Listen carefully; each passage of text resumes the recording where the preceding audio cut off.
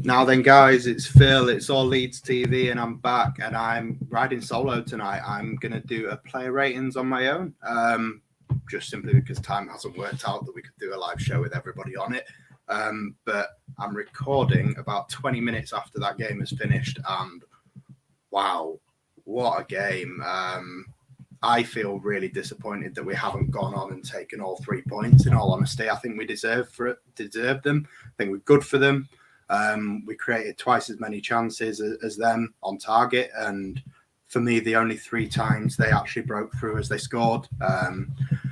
They otherwise didn't really create too much. I don't think threatened us too much. I thought the first 5 minutes was a bit shaky, but the first half going in 3-1 down before Dan James nicked that goal just before half-time felt incredibly harsh. In all honesty, I thought at half-time we deserved to be level, if not ahead, and then obviously second half we seem to have worn them down to a stage where they just didn't want to play anymore, and they wanted to do the Newcastle and Burnley thing and just lay down for 45 minutes. And it was annoying, but equally, obviously, we got the equaliser, and with them getting the red card, I was on my feet for the last 10 minutes thinking, yeah, this is coming. We're going to get another one. And some individual performances that were just absolutely fantastic. Don't get me wrong, there was a few out there that weren't great, but I thought as a unit we were absolutely brilliant. And one of the better performances, especially away from home, that we've seen all season. Steven Gerrard obviously got a lot of credit going into the game. I focused on the big match preview on the threat of Coutinho and Jacob Ramsey as a pair. Turns out I was right to focus on those 2 players. Obviously, Ramsey gets a couple of goals and Coutinho gets a goal, and a big part to play in both of Ramsey's goals as well.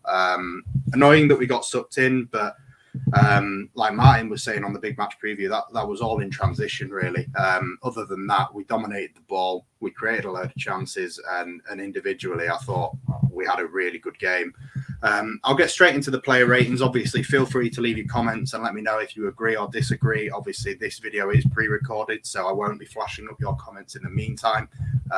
But feel free to let me know if you disagree with anything I've said. I'm going to start with Illan Meslier. Not a popular opinion, I would imagine, but I've given Meslier a 5 for tonight. Distribution, I know there was a few times where he was undersold with a few passes, but too many passes out of play for me. Not going to criticise him heavily for his part to play in the goals. Obviously, maybe 1, if I'm being hypercritical, he could have done better with, but the 5 I've given him is more for the distribution in general. But again, it's Illan Meslier. He's definitely the best goalkeeper of his age in this division, if not across Europe, minus Donnarumma at PSG. So I'm never going to say get rid of Illan Meslier. I would tie him down to a 10-year contract right now. Hopefully, he'll bounce back and keep a clean sheet against Fat Frank's Everton at the weekend. Moving to right back, and a player who I thought was absolutely brilliant. I know some people are probably going to dig into Luke Ayling about getting sucked in on Coutinho for the Ramsey goal. But realistically, the way that Luke Ayling carried the ball out of defence tonight, time and time again, 40, 50 yards. I'd love to know if Martin's watching this. Martin, bang in the comments, mate, the progressive yardage of Luke Ayling tonight on a different level. Flying into tackles, winning the ball back, carrying the ball up the pitch. I just thought he was absolutely brilliant. Not quite man of the match. I think most people will probably vote for the same person with man of the match, but as we know, I won't spoil it. I'll save that till the end. I'm going to try and rattle through these quite quickly. So moving on to Diego Llorente. Gail, if you're watching, feel free to let me know how much you disagree with me. But I've given Llorente a 5. I'm sure there was good bits, but I saw a lot of bad bits, both in possession and out of possession, and defensively just still not really too happy with him. It just wasn't his night. And out of the 2 centre-backs, I'm going to move swiftly on to the one who I thought was absolutely rock solid and has been for a really long period of time now. As Chris Kelly would say, best centre-back at the club.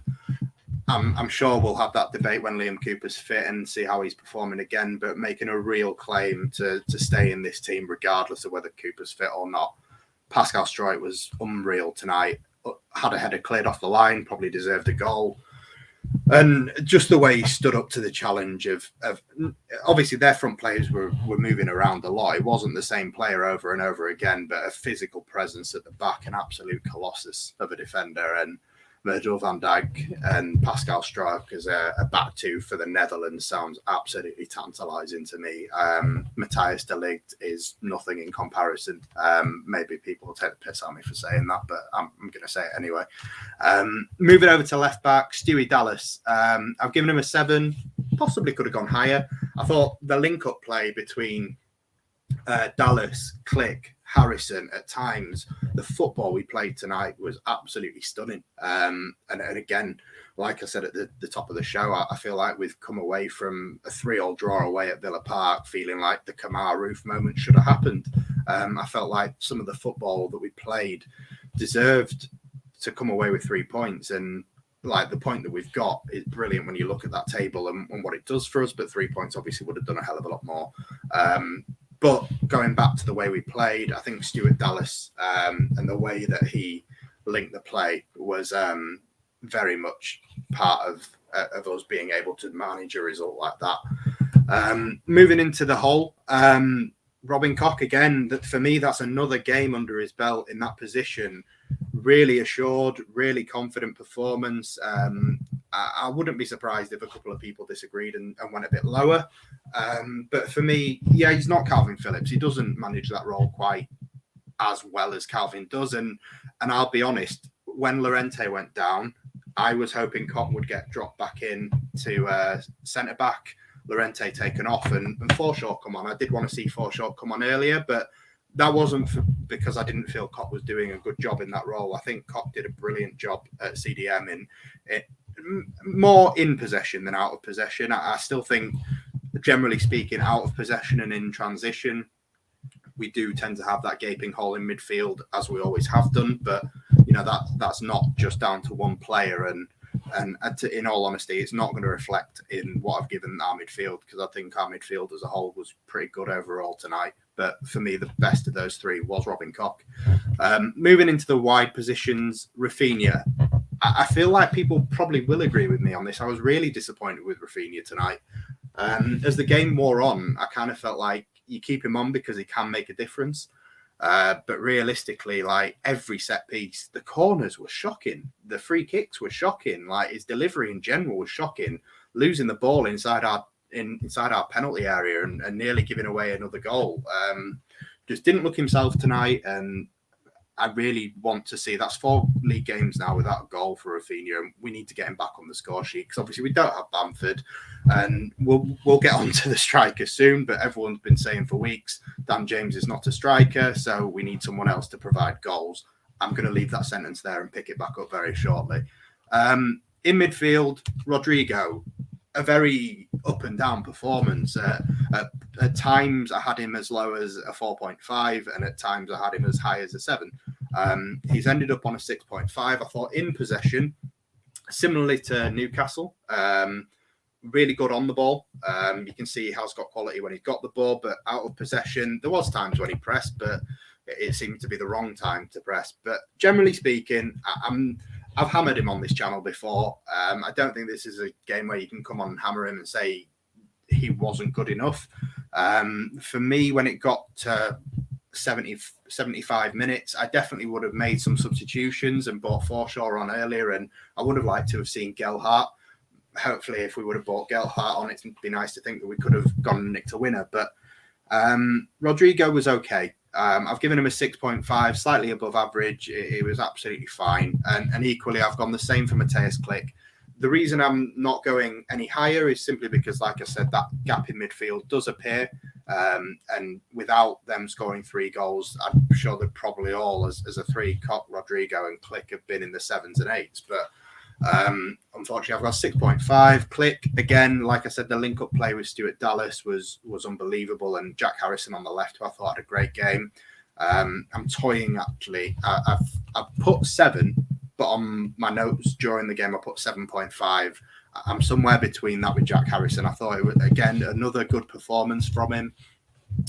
Creative, toyed with their fullbacks at times and had lots of energy. obviously out of the two wingers, drastically different to Rafinha's game, provided a lot more. And obviously you can never fault Jackie in the press. That first touch that sometimes has been criticised by me, admittedly, this season, seemed to be back. He seemed to be able to just have it under his spell all the time. So happy with Jack Harrison, and definitely deserves to keep his place on the left wing. But moving on to the man up front, and an 8.5, some people might say I'm being harsh. Dan James, particularly in that first half, just absolutely fucking amazing. I love seeing a yellow card for pressing people and leaving a foot in. I think I was screaming at him all game to just twat Martinez, but leaving one in on Tyrone Mings is even better. Generally speaking, the first goal, the claim that he's probably had to listen to a lot over this 2 or 3 weeks where we've been without football is Dan James isn't a centre forward. He's not a striker. And I don't imagine Dan James listens to all Leeds TV that often, but if he does, and he has ever heard me say the words, which I very much did after the Newcastle game, and especially after the West Ham game, Dan James is not a finisher, I retract my statement, because that first goal in particular, next level. Before Martin, I know you're watching. Martin, if you try and come at me for Rodrigo getting the assist, now that is a goal where Dan James has just individual quality, has shone through. He's taken a couple of lovely touches. See you later, 𝐿/𝐶, bang it through his legs, and Martinez has no chance. And the way we started the game, first 5 minutes, we probably didn't deserve that. But the next 10, 15 minutes, we really started to pick it up, and Dan James was just at the forefront of everything we did, hit the bar, deserved a hat-trick for me tonight. Obviously, Bamford got a hat-trick away at Villa Park last season, and I expected to see the same from Dan James after I'd seen that first goal go in. The second goal deserves even more credit, because he's got in between Tyrone Mings, who's probably like a foot taller than him, and Buendia, who spent most of his game on the floor, and obviously did so immediately after Dan James scored. But he's sandwiched between the two of them, still manages to get his head on it. And at 3-1 down, that's a massive goal for the way the result pans out. And generally speaking, his pressing, his energy on the ball, and I don't want to sound like the Heckingbottom joke, but off the ball, the way that he was, people take the piss out of Harry Kane for being in his own half all the time. Dan James, as a centre forward, was dropping back, linking up play, and then running back up the other end of the pitch. He was absolutely everywhere. My missus, obviously, people will know this time last season it was 𝐿/𝐶. She was obsessed and she loved him. Now it's Dan James, and I can see why. She likes a Duracell bunny. She likes someone that can run and put the energy and the hard yards in, and Dan James did that tonight. He didn't just put the yards in as well. Like, he had the technical ability to go with it, which has sometimes been something that has been levelled at him for not having. Overall, Dan James, obviously a very clear man of the match for me. I will give a brief mention to Adam Forshaw. I haven't given him a rating just simply because he was brought on very late. Half of me expected the change at half time. Then I expected it at 60 minutes. Then I expected it about 75, and it didn't come until 85 minutes. And when it did come, obviously he was stood next to Tyler Roberts, and Tyler Roberts put the bib back on, and I'm not going to lie, I was a bit grateful. I think substitution should have happened earlier, and perhaps if they had, who knows. But for sure, when he came on, absolutely fine. I haven't given him a rating because he didn't really contribute enough. But let me know what you think in the comments, guys. I'm going to leave it there. Finish off with one line. Really happy with that performance. Let me know if you are. I hope everyone agrees with what I've said, but obviously if you haven't, I'm sure you will let me know. Please do smash a like on the video, and if you haven't already, subscribe to the channel, and obviously keep your eye out on the channel for, I imagine, a lot of post-match content that's going to be coming out over this, and we will obviously be bringing you loads of different things over the weekend for the previews and live content and post-match content for Fat Frank's Everton at Goodison Park on Saturday, 3 o'clock. Enjoy, guys. Have a good night. I hope you enjoyed the game. Cheers.